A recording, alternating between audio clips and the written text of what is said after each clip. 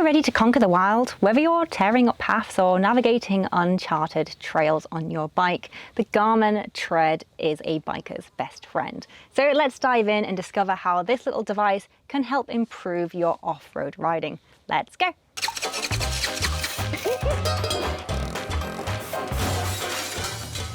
This one was completely my fault. Now, full disclaimer before we jump into the review, I do need to let you know that this is not, I repeat, this is not an advertised product. I am not affiliated with Garmin in any way, shape or form. I purchased this device with my money and this is a completely unbiased review / rant. So without further ado, let's get into it. So I'm just going to show you how this device connects to the bike. This is the docking station. The docking station is hardwired to the motorcycle battery, and I do just need to give you a word of warning. This thing continues to charge from the battery even when the ignition is off. So do make sure you are removing this from your bike every single evening. Do not leave it sat there. It will drain your battery. It is an absolute pain. Because this is hardwired into the bike, it makes it really difficult to move between bikes. Now, the docking station itself is not cheap.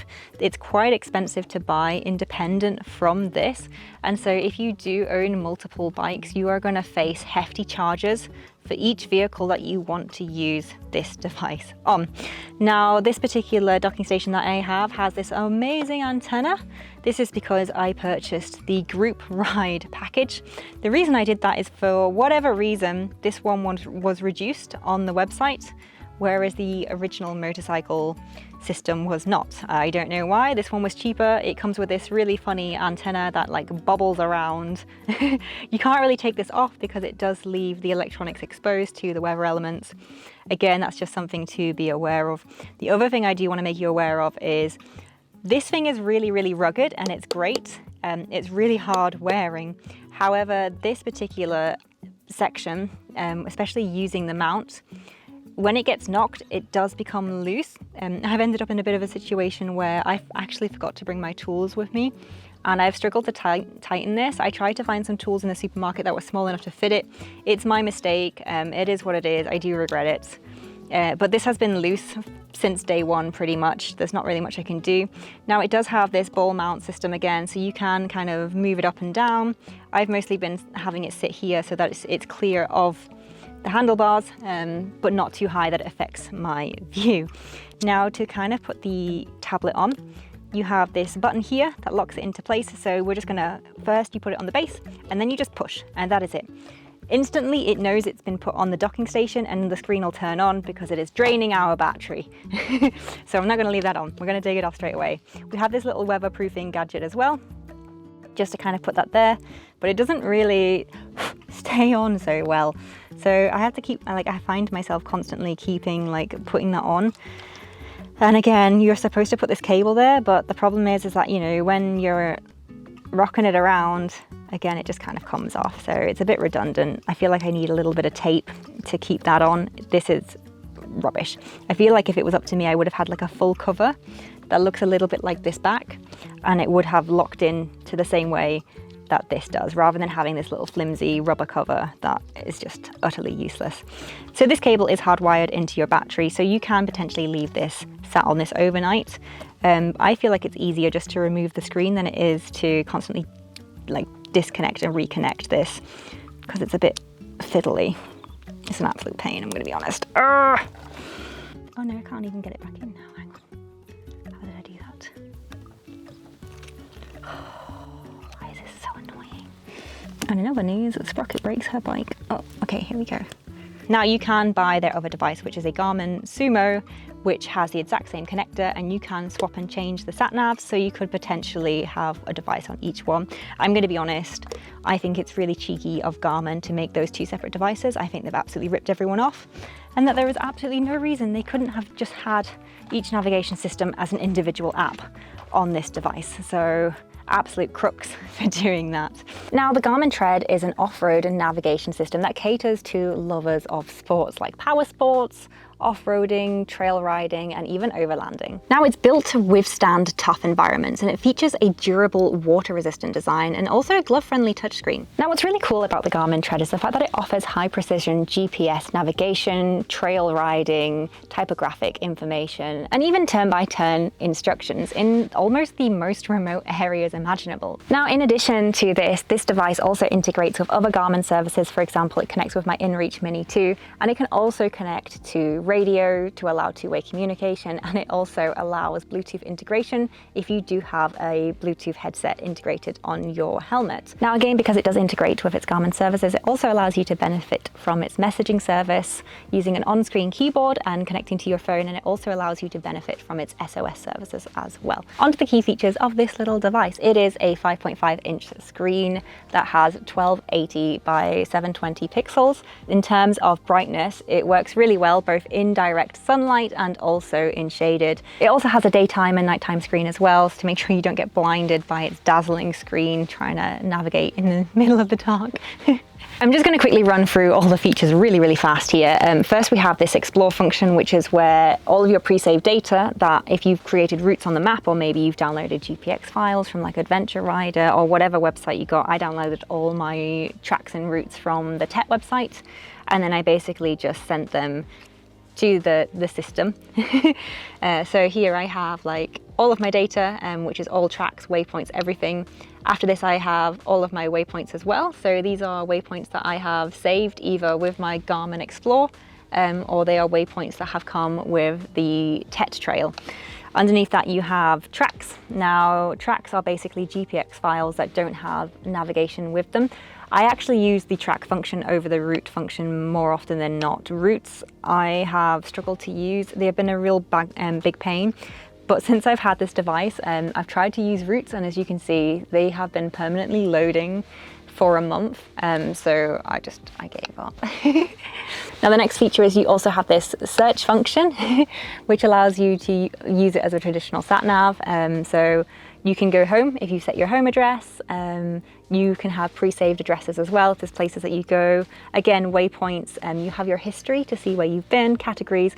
Something I think is really interesting is the fact that TripAdvisor is built into it.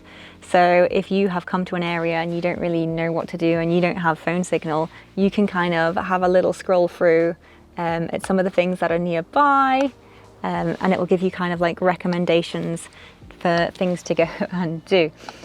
I've not really used that, I'm going to be honest, but I just think it's cool. There's also this services called Tracks of Africa, which is another little app. And we have power sport locations. So if you do need to go get some assistance, it has it all pre-programmed. Junctions, coordinations, fuel prices as well, comes with fuel prices built in, and also it lets you find out where your nearest off-road parks are. And of course, you can personalize your device. So for example, if you have a preference for a particular coffee shop, you can tell it that when I am looking for coffee, what I mean is that I want you to look for like Starbucks, Costa, that kind of thing, rather than just typing in coffee shop, which again is really cool. Now back to the main menu, we have this feature called Pitch and Roll, which is, you know, if you kind of into that stuff. And of course we have all of this typographic information. So this is my coordinates, this is where I'm currently sat, this is where, you know, my little compass is facing. I've never really used that. But what I do like to use though is the fact that it connects with my InReach device. My InReach is currently turned off, but rather than me pulling out my mobile phone when I need to send a message, I can now do it while sat on my bike. So what happens is when I do connect to my InReach, it will pop up with an on-screen keyboard, just like a mobile phone, and it allows me to type a message out and send it. And on the back of that, because it allows me to benefit from the InReach Mini integration, I get all of those features that include like waypoint tracking, I get access to my Explore, I get access to the SOS function. And for those of you who are professional maniacs and love to share your rides, and maybe you want to send a course to a particular friend, we have another feature as well, which allows you to create GPX files of your rides basically. So you can click start, it'll save all of that information, it'll save your times, etc., current, you know, compass, location, laps as well, so I can just keep going la la la la la la and stop. You'll be asked to save and discard it. That is just the main menu. This is this kind of screen you see. The bit that I use the most is obviously view map. So this is where I will kind of click on a track to you know, go riding around. So as you can see, I currently have the TET trail set to visible. This little red line is the TET trail that I downloaded from the TET website. Right, so rant number 1, app integration with this is sorry Garmin, I'm not impressed. I'm going to give you a real world example of how their app integration screwed me over. So every time I leave the van unattended, I disconnect all of the power for the van. I have additional batteries in my van. With heavy duty batteries comes fire risks, and so for that purpose, when I leave the van unattended or when I go to sleep at night, I shut everything down. I have a big safety switch, off it goes. I switched off the van power and I started to get dressed, ready to go. I then take my InReach Mini and I use it to create my parking waypoint. Then I had a situation where at the top of a mountain, I came off my bike and I broke my phone. My phone didn't just not turn on, it was done. Now in my head I'm like, well that's not an issue, because you know what, I have app integration, so I can send and receive messages to friends and family. And then I was like, it's also not a big deal, because although I'm caught in the storm, I have my waypoint saved to my Explorer account. Not a big deal. What I discovered was that the waypoints had not synchronized with the Tread. And so when the Wi-Fi was disconnected from my van and then I updated the waypoint on my InReach, this didn't synchronize with the internet to download that waypoint. So basically what's happening with Garmin is, yes, they are doing app integration for devices to connect to apps, but there is no integration between apps. So the other issue that I then had was I could view this waypoint on my Explore app, which is the app that I use for my InReach Mini. I had so much difficulty trying to get that over to the Tread. It ended up with somebody texting me the coordinates to my InReach Mini and then me having to manually type them into the Tread. And so what I've learned from this is that basically, long story short, I can't switch the power off from my van until I have set this up on my bike and made sure I've hit the synchronization button. And it's just added on like an extra 10 minutes of delay every morning that I want to go out, because I need to make sure that I've got to get back home again. So yeah, to Garmin, fix your app integration. I'm sure you guys get paid enough. Like, I'm not being funny, but I literally give you £60 a month just to run my InReach Mini. Have those apps integrate between them away from these devices, have it centralized, have it function a bit better. So yeah, that put me in a really bad mood that day. Okay, so on to my next complaint, which is because this thing is hardwired into your vehicle, when it arrives in the box, there's actually no way to charge this off the vehicle.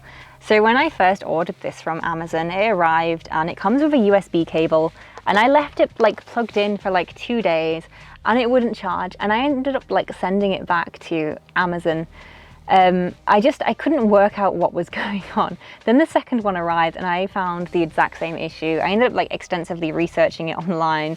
They don't really make it clear in the manual that you can't charge it from USB. I just want to make you aware that this is a premium product, and you can't charge it at home.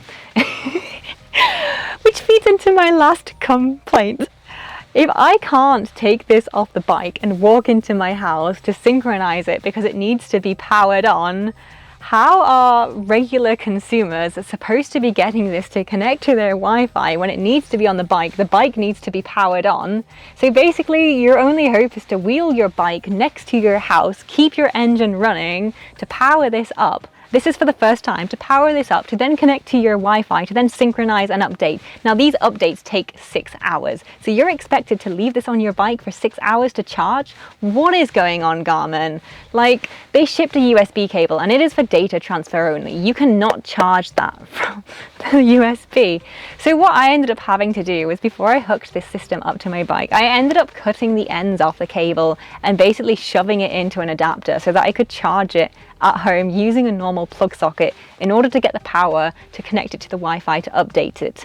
This is a premium product. This is not cheap. This is so expensive. Why am I having to cut cables in order to charge it for the first time to push updates and connect it to the Wi-Fi to get it set up?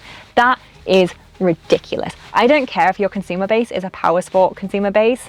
You should be able to turn this on without having to pay an additional fee to charge it at home to get it set up for the first time. What were you thinking, Garmin? What were you thinking? You clearly weren't. Rant number 3. I'm so sorry, Garmin, please don't hate me. I'm just giving you some bona fide feedback. So Garmin makes 2 different devices, which is the Tread and the Zumo. Now, depending if you are somebody who likes to do off-roading or somebody who likes to ride on the road, it will depend on what kind of device you purchase.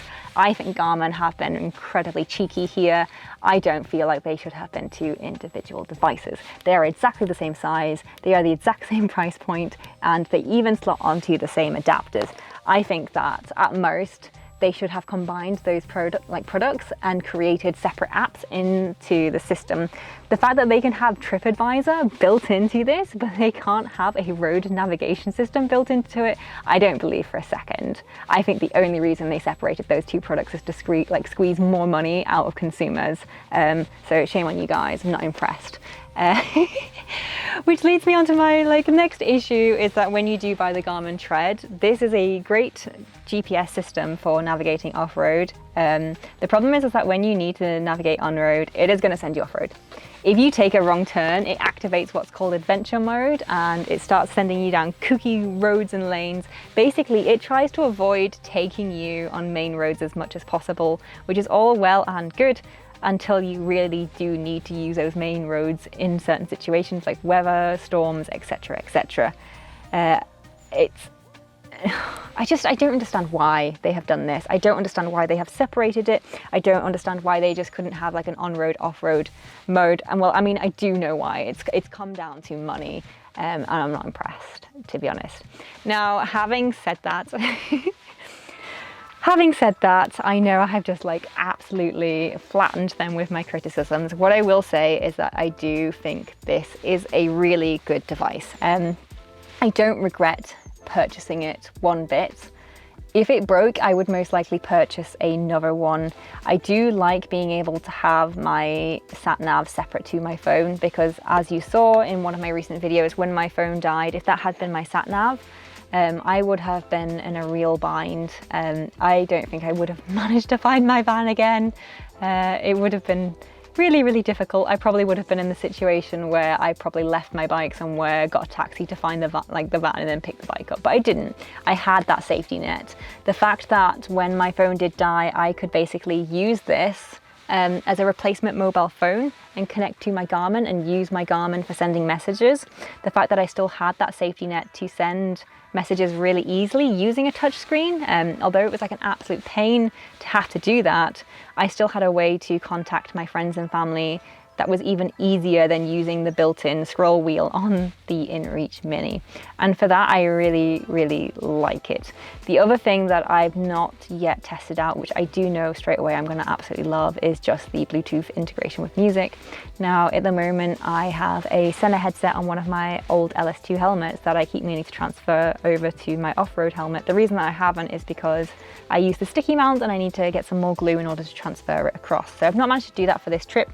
However, I do know that once I get that headset transferred over to my other helmet, I know for a fact that I will really think highly of the Garmin for being able to change music on the trails. I think that will be a lot of fun, and it's good. Now, at the end of the day, guys, I purchased a off-road sat-nav solely for the purpose of being able to read tech trails and go off-roading without needing to rely on my mobile phone. That is the purpose that I purchased this for.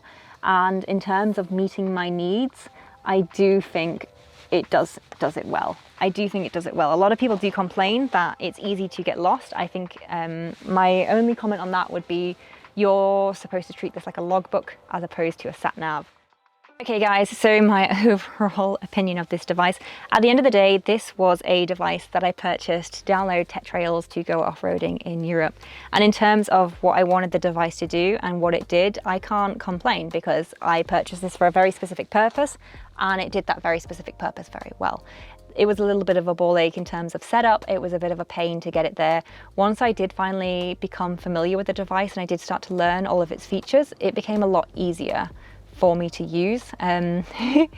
And the integration with the InReach Mini 2 was the primary purpose that I went for this over other GPX readers.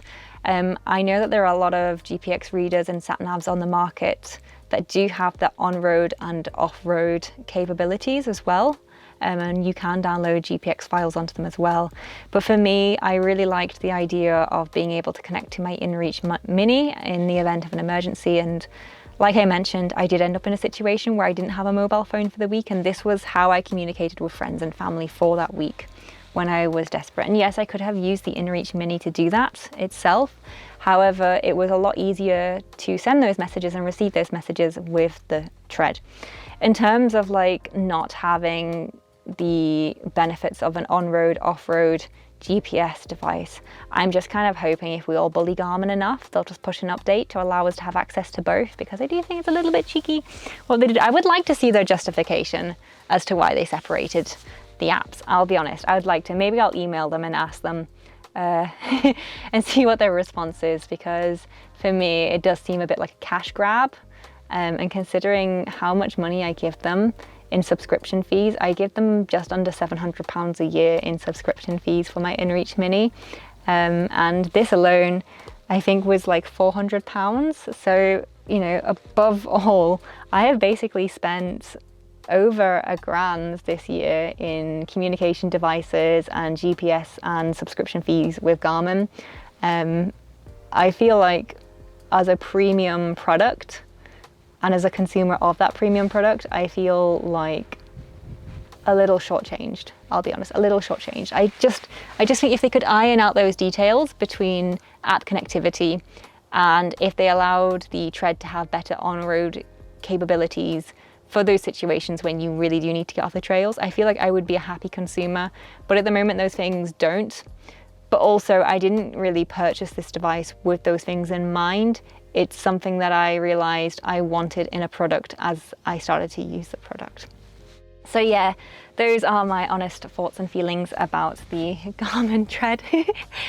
Do let me know what you guys think. If you think I've been too harsh, let me know. I know sometimes I can be really critical in my reviews. I've had a lot of negative feedback before of my critical reviews in which people were not very impressed, but I don't want to lie and promote products that I don't genuinely believe in. This one I will promote, this one I would recommend, but I would recommend it with the caveat of the issues that I noted. So yeah, anyway, let me know what you guys think about what I've said in the comments below. And if you guys do want to see more great motorcycle content, don't forget to hit subscribe. And in the meantime, ride safe, stay crazy, and I'll see you next week. Bye.